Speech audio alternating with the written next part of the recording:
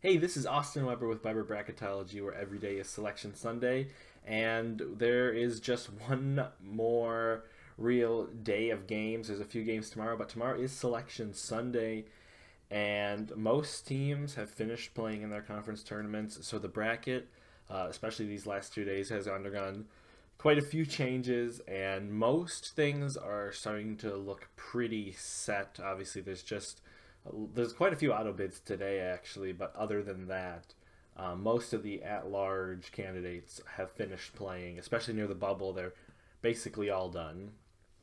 So let's just get into the second to last projection. The number one line stays the same. Kansas pretty much locked in that number one overall seed by defeating Iowa State yesterday.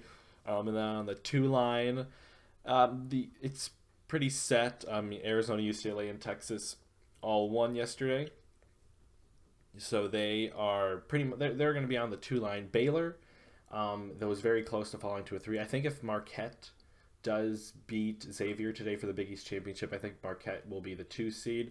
But they're already right now very close.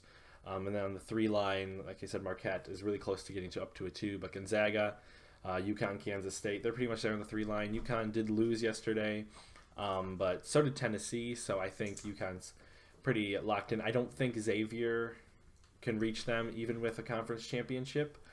But it'll be close, and obviously I'll take a look at that if that happens. But yeah, the four line: Xavier, Tennessee, Indiana, Virginia. It's all pretty set. There's my dog standing right there. And then on the five line, there's decent changes here, and this is where it starts to get a little extra close between all the teams. I think Iowa State still on the five line. They're pretty much there at the top, even with the loss. And then I think Duke has climbed up to a five seed. I mean, unlike a lot of teams in this area of the bracket, the fives, the sixes, maybe even to the sevens, Duke doesn't have any bad losses, and then picking up wins against Pittsburgh and Miami only help their case. I think they're at a five seed. I think that's their ceiling. I don't think even by beating Virginia they'll get up to a four, but obviously there's a chance that they can. We'll just have to see how that plays out. And then San Diego State is a five, and then I still do have TCU at a five, but they could fall if Texas A&M keeps winning. I still do have Texas A&M down there as a six. I think they just have a couple bad losses, and TCU does have a quad four loss as well, but they have stronger wins. They've had a much stronger schedule, even though Texas A&M has a few less losses. I think TCU's overall resume strength is just a little bit better. And Miami, I think, falls to the sixth line. They just don't have they really don't have the metrics to back up much higher.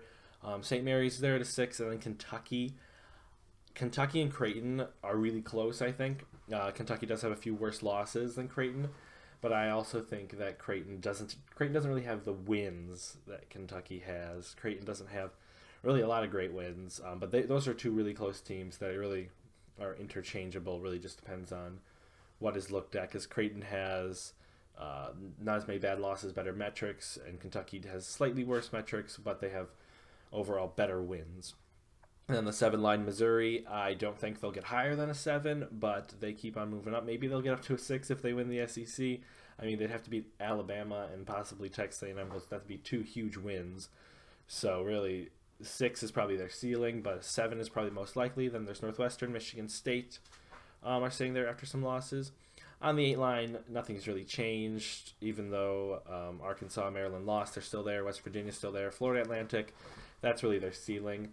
I do think they could fall down to a nine if they don't win their conference. I think Iowa might move back up to the eight line, and then on the nine line, other than that, it's Illinois, Boise State, and Memphis. Boise State, even with the loss, I still think they're above Auburn.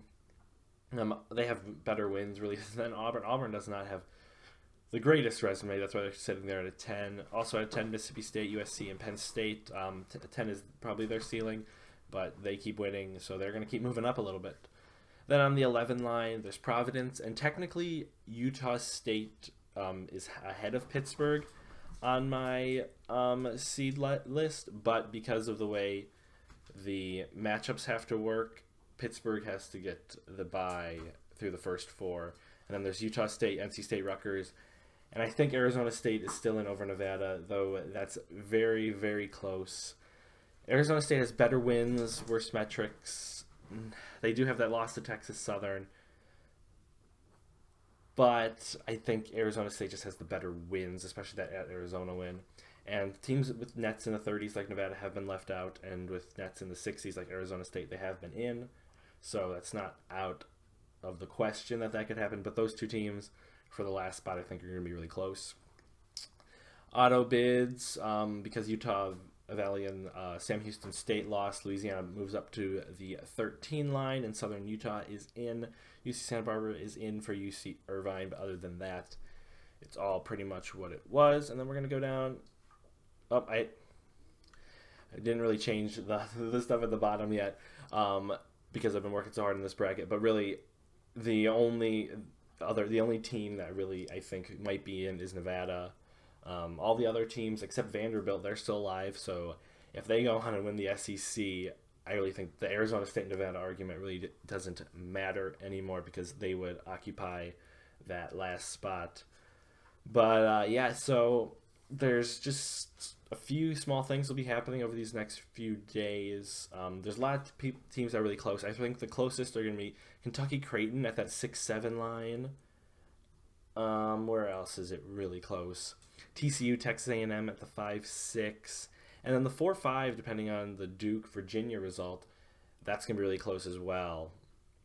But really, we're just going to have to wait for one more day of games to happen to really get a clear picture. There's a few games, obviously, on Sunday, and if Vanderbilt's still playing, if Vanderbilt does beat Texas A&M today, that's going to be a lot of excitement and really nerve-wracking for teams like Nevada and Arizona State and everyone else on the bubble, because obviously I see Arizona State as the last in, Nevada's the first out, but the committee might see Rutgers as that last team in, or Pittsburgh as that last team in, or NC State. It really just depends on the order that they rank them, but this is just a pretty good idea of where they have a chance to fall. So if you enjoyed, subscribe here at Weber Bracketology for more content, and visit weberbracketology.com to see things like the seed list. But it's the final weekend before the tournament, so just sit back and enjoy.